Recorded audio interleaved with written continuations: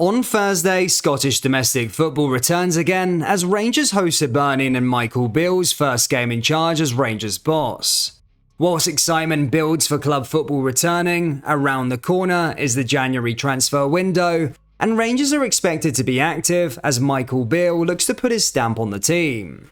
Whilst Rangers' main ambition will be bringing in players, it is being reported that a European giant is keeping an eye on one of Rangers' defenders as a potential January swoop. We also have some news regarding a Rangers player signing a new long-term contract with the club, and take a look at the academy talents that are in line for a start against Hibs on Thursday. There is so much to cover in today's video.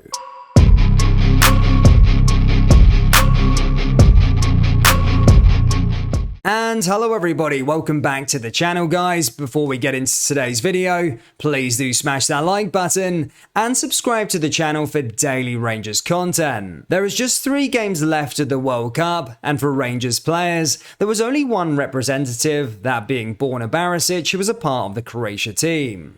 Croatia on Tuesday night were eliminated after they were beaten by Argentina 3-0.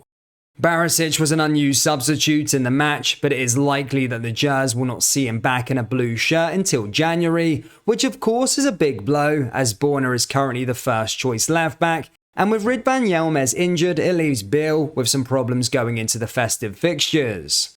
Whilst Borna isn't set to return until January, Rangers have been compensated and will receive $350,000. This is because FIFA pays out $10,000 per day a player is at a competition until the day after the country's elimination. On Thursday, Rangers play their first match under Michael Beale at Ibrox against Hibs. Rangers go into the clash 9 points behind old firm rival Celtic, and whilst every game is a must-win, Beale is going into the clash still in the midst of an injury crisis. The extensive list of absentees should begin to relent over the coming weeks and months, but in the meantime there is set to be something of a patchwork look to the Rangers squad. Despite the suggestions that Connor Goldson and Ben Davies could return for the first team squad against Hibs, given their injury problems it remains unlikely that they will start.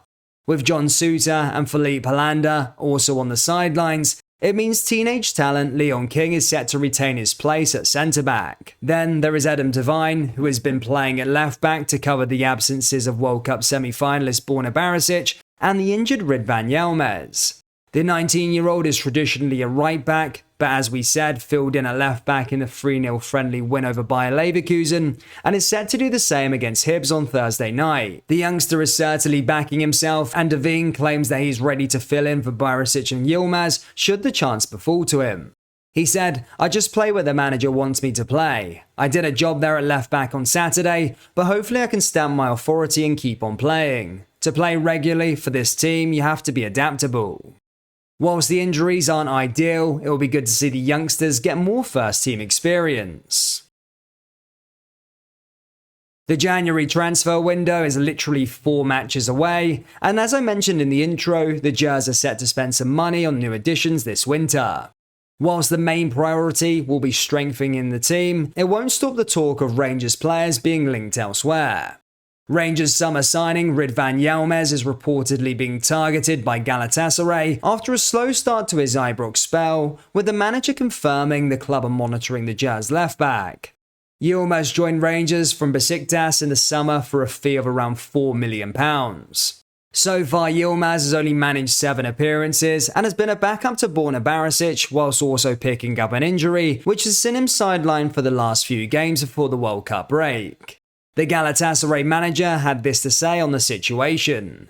He said, "As yet, we haven't made any formal move for any player, but we are watching a lot of them. With regards to the one you just mentioned, Ridvan Yilmaz, Halle Akabuna and Deniz Undav, they are all good players. We are evaluating all of them. We have all their matches followed, perhaps things will become more clear in January, but we have not had a meeting with any of them at the moment.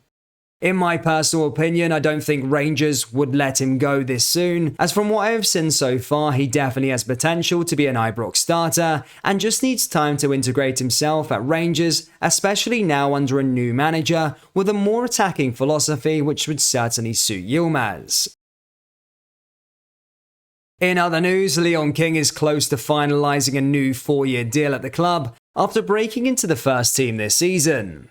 The 18-year-old has made 11 league appearances and played in all 6 Champions League matches this season, but his quick progression since his debut 2 years ago means this will be his 3rd renewal in as many years, as Rangers look to secure his long-term value and reward him with a contract benefiting of a place in the squad. In January, he signed a new deal until 2024 and was made a permanent part of the first team group by Giovanni van Bronckhorst. He has been a regular in the last 3 months, albeit amid an injury crisis with Connor Goldson, Felipe Lander and John Suter, all long-term absentees. It has not been an ideal time to play as a teenager, with Rangers lagging behind domestically and suffering bruising defeats in the Champions League. These are experiences that King should learn from, although it's hoped that players returning from injuries will allow new manager Michael Beale to pick and choose when to play him.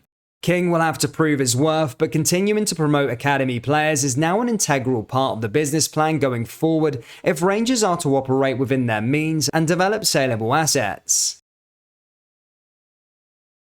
Former Rangers defender Nathan Patterson has admitted he wants to return to Rangers one day, as he opened up on his hopes for the future. The young right-back came through the youth ranks at Ibrox before breaking into the first team, and his performances ultimately attracted the interest of Everton, with him eventually making the move to Goodison Park in January this year. Patterson has since went on to establish himself as a vital part of Frank Lampard's team in the English Premier League, as well as earning a handful of Scotland caps. However, Patterson has admitted he thinks about Rangers all the time, and that there is some unfinished business and would love the opportunity to return later in his career. He said, "Of course I'd love to go back to Rangers later on in my career and finish what I started. It would be great to finish at Ibrox. It's where I started off my career, so it would be nice to play in front of those fans again. There is a bit of unfinished business for me. I was involved in 55, but I'd like to go back and get more titles. I went to Seville last summer for the Europa League final and hoped they could win it, but they just fell short. Just seeing Rangers in a European final was massive though, and it shows how far the club has come."